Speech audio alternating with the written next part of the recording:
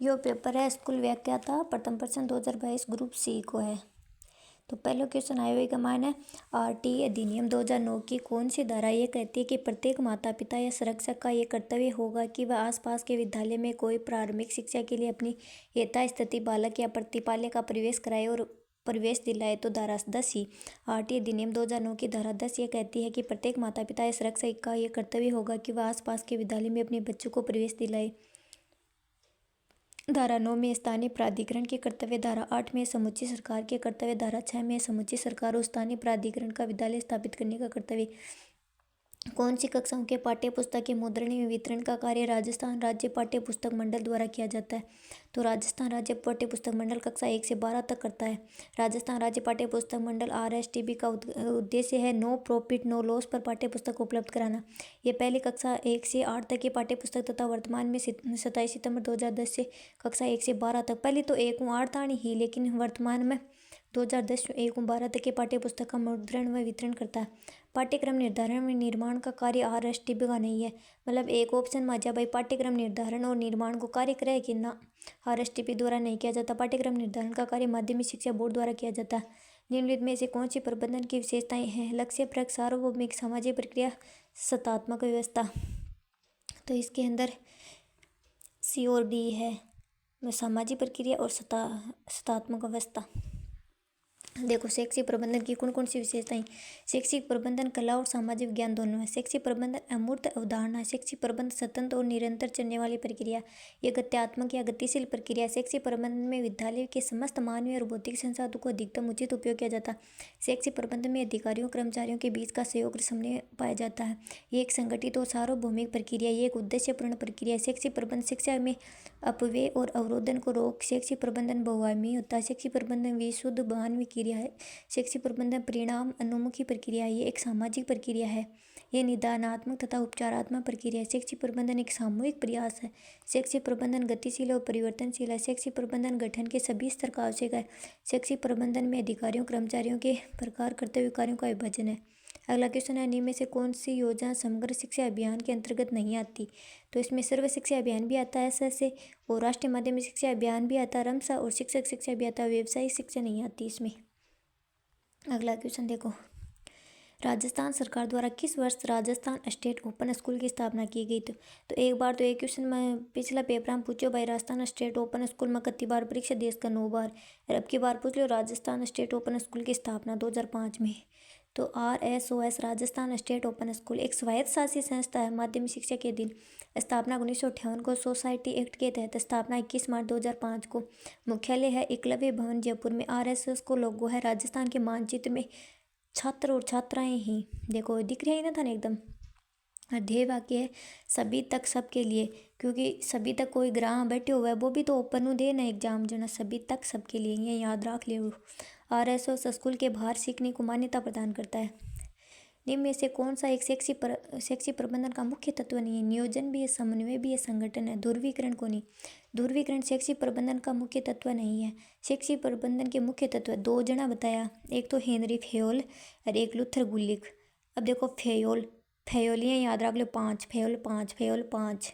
Trick तो याद रख नहीं पड़ती, तो याद कर रहे मेरे तो मैं तो फेयोल का 5 रखूँ जना। POCC जैसे P को प्लानिंग, O को ऑर्गेनाइजेशन, C को कमांड, C को कोऑर्डिनेशन और C को कंट्रोल जैसी। नियोजन, संगठन, आदेश, समन्वय और नियंत्रण जैसी। फिर लूथर गुली के अनुसार है पोस्ट कार्ब।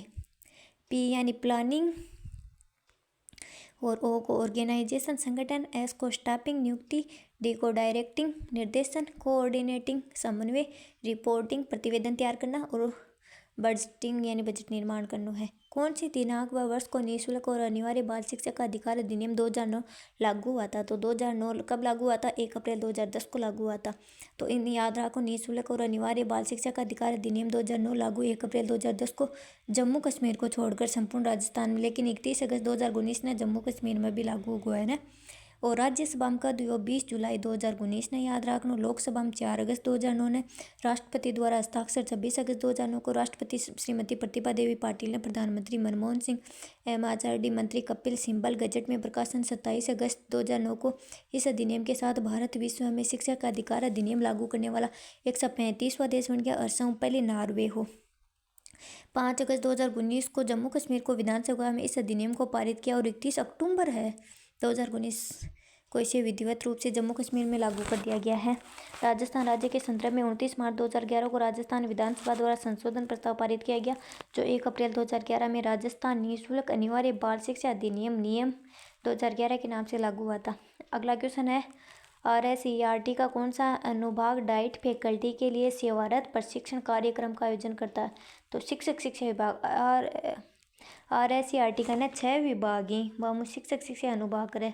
शिक्षक शिक्षा प्रभाग, ये प्रभाग 1998 में बीकानेर में प्रारंभ हुआ, जो बाद में SIRT का एक प्रभाग बनाया गया था। इस विभाग द्वारा शिक्षण के कौशलों का विकास करने के लिए विभिन्न सेवाकालीन प्रशिक्षण कार्यक्रम संचालित किए जाते हैं, जैसे IAS, CCT, डाइट, बाइट के कार्यक्रमों का प्रबंधन। अगला क्वेश्चन है, निम्न में से कौन सी एक अच्छे नेतृत्व की विशेषता नहीं है? तो ये उच्च प्रत्ययकारी और उच्च नियंत्रणकारी, ये गलत बात है। अगला क्वेश्चन है ज्योग्राफी आगे मैनेजमेंट का 15 क्वेश्चन होगा आगे। राजस्थान भूगोल में मोट गंवार बाजरा किस प्रकार की है? तो एक खरीफ की फसल है। खरीफ की फसल ने सियाड़ों भी गंवा, क्योंकि की कटाई सियाड़ा में हुआ है और बुआई जून जुलाई में होती है। कटाई अक्टूबर नवंबर तक। मानसून पर निर्भर दक्षिणी पश्चिमी मानसूनी वर्षा पर प्रमुख फसलें बाजरा, ज्वार, गंवार, मूंग, मोट, उड़द, अरहर, चावल, कपास, मूंगफली, गन्ना, मक्का, सोयाबीन, तिल, अरंडी। मुख्य अनाज है बाजरा, मुख्य दाल है मूंग, मोट, मुख्य तिल अन्न है सोयाबीन। पशुगणना 2019 के अनुसार राजस्थान की कुल पशुधन संख्या कितनी है? तो 568.01 है। राजस्थान देश में कच्चे तेल का दूसरा सबसे बड़ा उत्पादक है। देश में राज्य का कुल कच्चे तेल का कितना प्रतिशत? 20% अधिक है। अगला क्वेश्चन वो तो करंट को पूछेड़ो है। राजगढ़, अजमेर एवं देवगढ़, उदयपुर किसके निक्षेप के लिए जाने जाते हैं? तो पन्ना के लिए जाने जाते हैं। इनमें से कौन सी नदियों का उद्गम राजस्थान से नहीं है? तो A और C, चंबल और माई का नहीं है। पश्चिमी बनास, छोटी बनास, ये उद्गम स्थान बताए। अगला क्वेश्चन, राजस्थान अक्षय ऊर्जा निगम ने राजस्थान में 10,000 मेगावाट क्षमता का मेगा अक्षय ऊर्जा पार्क विकसित करने के लिए निम्नलिखित में से किस संगठन के साथ समझौता ज्ञापन पर हस्ताक्षर किए?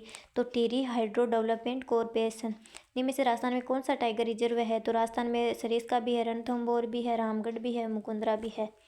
राजस्थान में 5 बाघ परियोजना, रणथंभौर बाघ परियोजना के क्षेत्रफल पूछ लेना 1530.23 है और खटेखटी है सवाई माधोपुर, करौली, बूंदी, टोंक में। सरिस्का बाघ परियोजना 1213.34 किलोमीटर अलवर, जयपुर ग्रामीण, कोटपुतली, बहरोड में। मुकुंदरा हिल्स बाघ परियोजना 1135.70 है, कोटा, बूंदी, झालावाड़, चित्तौड़गढ़ में। रामगढ़ है, बूंदी, कोटा में है। धौलपुर करौली है, धौलपुर करौली में। छठो टाइगर प्रोजेक्ट है कुंभलगढ़ टाइगर प्रोजेक्ट। अगला क्वेश्चन है कि घोड़े की नाल की आकृति वाली रामगढ़ की पहाड़ी राजस्थान में कहाँ स्थित है? तो शाहबाद उच्च भूमि में है। अगला क्वेश्चन है 2011 की जनगणना के अनुसार सर्वाधिक साक्षर जनसंख्या निम्न से किन जिलों में पाई जाती है? तो जयपुर, झुंझुनू, कोटा। वो परिवेश ईयर क्वेश्चन ये मतलब पहले भी 2 पेपर हुआ है ना भाई, बामी आयो क्वेश्चन है पूर्व इतिहास में। देखो, किस लोक देवता का जन्म उड़कासमेर गाँव जिला बाड़मेर में हुआ था? तो रामदेव जी का हुआ था।